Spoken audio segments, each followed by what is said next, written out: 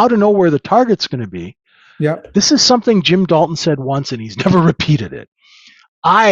Because I couldn't memorize candle patterns, bull flag, this flag, raccoons holding pennants, all this stuff, I couldn't memorize that. I need to know why something's happening. So what I look for is accumulation and distribution, right? But balance is one of the things he said. You just take a balance zone and double it, Okay. right? And once you double it, right, you'll know where the target is. And you can see that this balance range, we got to the target to pretty much the penny. Okay. Right, so here's the balance zone, here's double of that balance zone.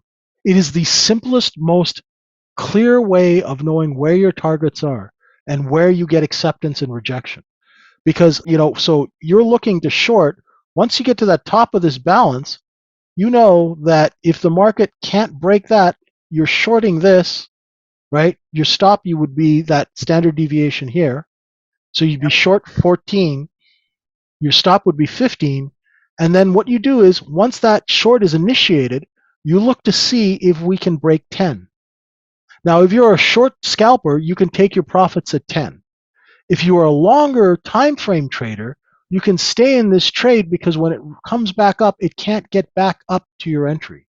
You see? It gets to 12, and it looks above 12, and then it comes back in. So when it breaks VWAP, you'd be looking to buy it back here.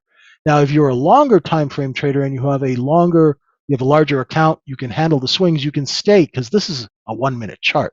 You can stay in this trade until it breaks VWAP, because what has happened is now supply has built up over VWAP and it is selling off, right? It's all supply. Markets are nothing more than supply. There are only times when we get initiative buying by investment banks, like investors, like BlackRock. That's why after the COVID crisis, the market rebounded to new highs. The reason is, there's a very, very good reason that nobody ever talks about, and I don't understand why. The market fundamentally shifted its revenue model from a commission-based revenue model in the 80s and 90s and 70s to a asset-gathering-based revenue model.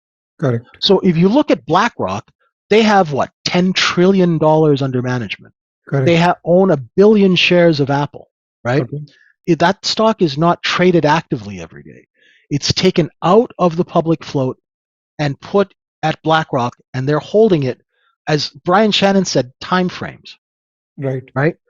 They are looking to hold that stock for 20 to 30 years. Mm-hmm. Therefore, that stock does not get traded out. Secondly, that stock gets paid for in cash, so it's not subject to margin calls. Mm-hmm. Right? So it's an asset that's owned for a long period of time. So when COVID was happening, BlackRock was not selling Apple. Fidelity was not selling Apple. State Street was not selling Apple or Microsoft, right? So because their time frame to hold an investment, and they're investors as opposed to traders, is a 30-year time frame, we call that locking up the paper. That paper is locked up. If you look at Apple, it's got 16 billion shares in the floating supply of the company, which is in DTC, in the Depository Trust Company, right? There's 16 billion shares available for trading, of which, look at the daily trading volume in Apple, it's less than 100 million shares. Less than 1% of the float trades. That's why these stocks have huge ranges. They don't liquidate for long periods of time because it's all momentum trading, just like the S&P. Now, I'm not sure if the Nifty is the same thing and those companies are held, but I'm sure you have pension funds in India, just like everywhere else.